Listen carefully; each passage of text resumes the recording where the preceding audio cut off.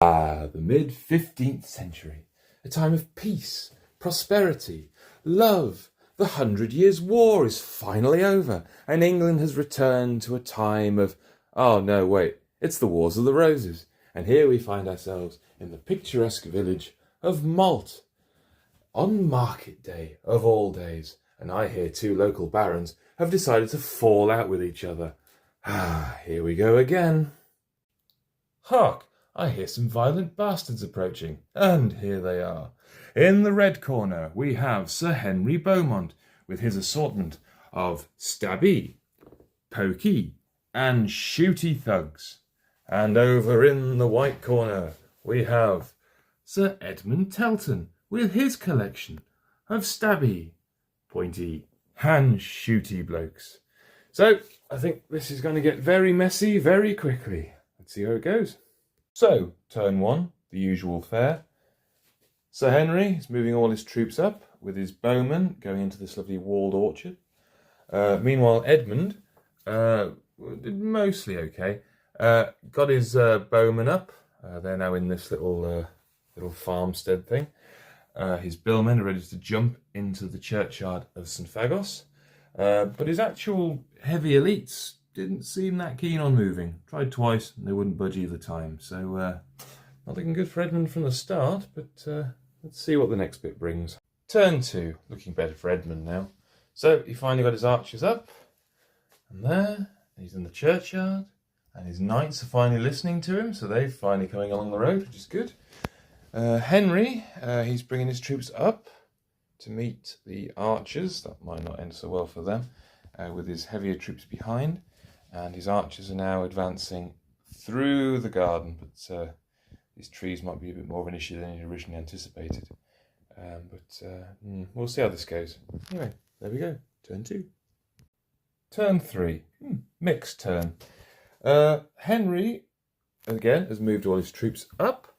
His archers now hold this part of the walled garden. Nice view onto those Yorkist billmen. His billmen came round this corner to the market square. But when it was Edmund's go, the Yorkists managed to get a shot off from these guys. Only killed one, but they absolutely ballsed up their courage test, so they've now withdrawn 3 inches. That said, however, Edmund's loyal men-at-arms haven't budged again. I don't think they're that keen on violence. Oh dear. Turn four. Now we've got some fighting. So, Henry moved up his billmen. They've taken some casualties, you'll notice. But in addition, his archers managed to get a shot at these billmen on the Yorkist side when they were behind that wall. So they've lost 1 soldier. They did pass a courage test though, just. His billmen, though, have taken quite a few casualties, but have now been doing pretty well on their courage checks. I mean, he is close by at least, so that's giving him a little boost. So the Yorkist arrows are now being unleashed.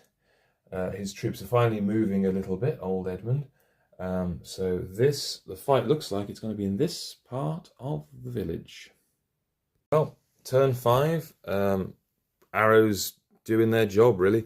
You'll notice that the Yorkists have no billmen here. That's because all these arrows here, point blank range, wipe them out. At the same time, the Lancastrians advanced with their billmen round here, and again got wiped out. Well, not wiped out, but battered, and have to withdraw due to the hail of arrows they received. Beyond that, I think it's going to be a skirmish of arrows, and eventually these heavily armor-plated gits probably will contest the centre. So I think it'll be Baron versus Baron. Let's see. Turn 6. I forgot how concise Lion Rampant could be. So this battle's nearing its end. So the Lancastrians.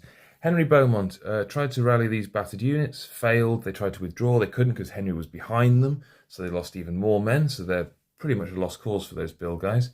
Archers, exchanging of arrows, losing a few models each, but nothing causing any courage tests.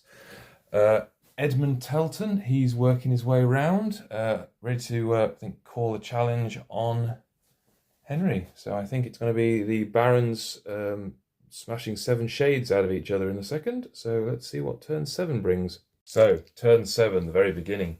and I thought it was worth filming this bit. So Henry has called out Edmund, and they're about to have a scrap. So it's 3 dice each. Reds for Henry, whites for Edmund. Here we go. Looking for 5s. 1, 2, 1. Oh dear. Oh dear, oh dear, oh dear. So Henry has beaten Edmund, and Edmund is killed. And now I've got to do a load of courage tests, so we'll see how that goes.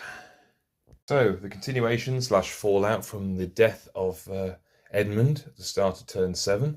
I don't think he was very popular, because his death didn't affect any of his units for the courage test. They're absolutely fine.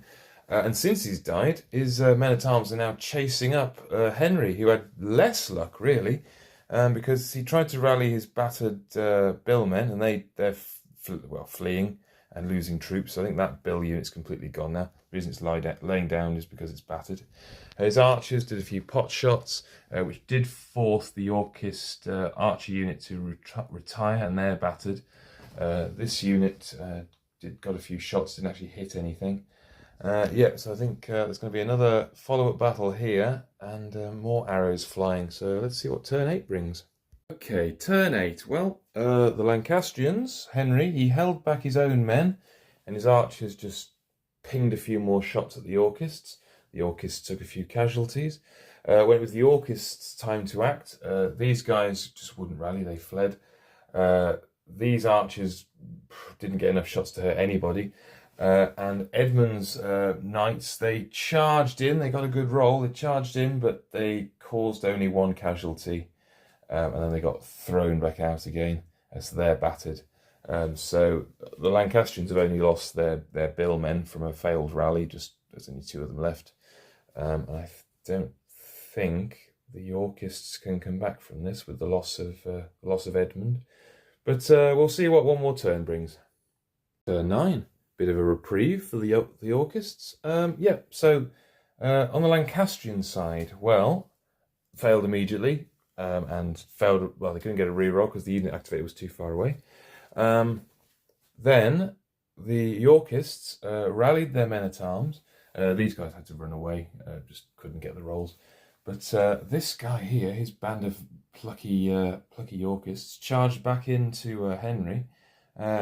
Henry took some casualties and failed his courage test drastically, so he's had to withdraw. I still don't think it's enough, to be honest, but I mean, if they've lost their leaders a bit broken, maybe that might make a bit of a difference. We'll see what the next turn brings. Turn 10, Sir Henry Beaumont rallied himself, got up there, and defeated the last loyal, in inverted commas, member of Edmund's entourage, should we say. His archers didn't do a lot. The Yorkists, meanwhile, they're still withdrawing with their archers, and these archers, again, failing shots everywhere. So, I think I'm going to call it there. I think the village of Malt, idyllic little place, is now property of Sir Henry Beaumont, and for at least a short while will be loyal to the Lancastrians. So, hope you enjoyed. See ya.